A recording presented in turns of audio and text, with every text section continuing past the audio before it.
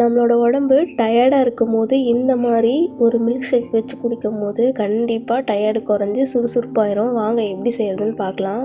நம்ம வீட்டு தோட்டத்தில் இருக்கிற 4 செம்பருத்தியை பறிச்சுக்கிறேங்க. பன்னீர் ரோஜா நல்லா பெருசாகவே பூத்துருக்கு, அழகாகவும் இருக்குது, மணமாகவும் இருக்குது. பறிச்சுக்கிறேங்க. செம்பருத்தி ரோஜாவை நல்லா க்ளீன் பண்ணி எடுத்து வச்சுக்கலாங்க. ரோஜா செம்பருத்தியில் நிறைய மருத்துவ குணம் இருக்குங்க.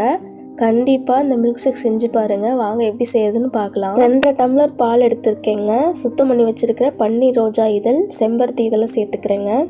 ஸ்டவ் ஆன் பண்ணிக்கலாங்க. நல்லா கொதிக்க விட்டு அதுக்கப்புறம் கல்கண்டு சேர்த்துக்கலாங்க. இந்த மில்க் ஷேக் குடிக்கும்போது பார்த்தீங்கன்னா ஸ்கின் க்ளோ அதிகரிக்குங்க, முகத்தில் டல்னஸ் குறையும். தேவையான அளவுக்கு கல்கண்டு சேர்த்துக்கலாங்க. ஜாதிக்காய் தூள் 1/4 டீஸ்பூன் சேர்த்துக்கிறேங்க. நல்லா 2-3 நிமிஷம் நல்லா கொதிக்க விட்டு இறக்கிடலாங்க. செம்பருத்தி ரோஜா மில்க் ஷேக் ரெடி ஆயிடுச்சுங்க. இந்த மில்க் ஷேக் சூடாகவும் குடிக்கலாம், நல்லா ஜில்லுன்னு வச்சும் குடிக்கலாம்.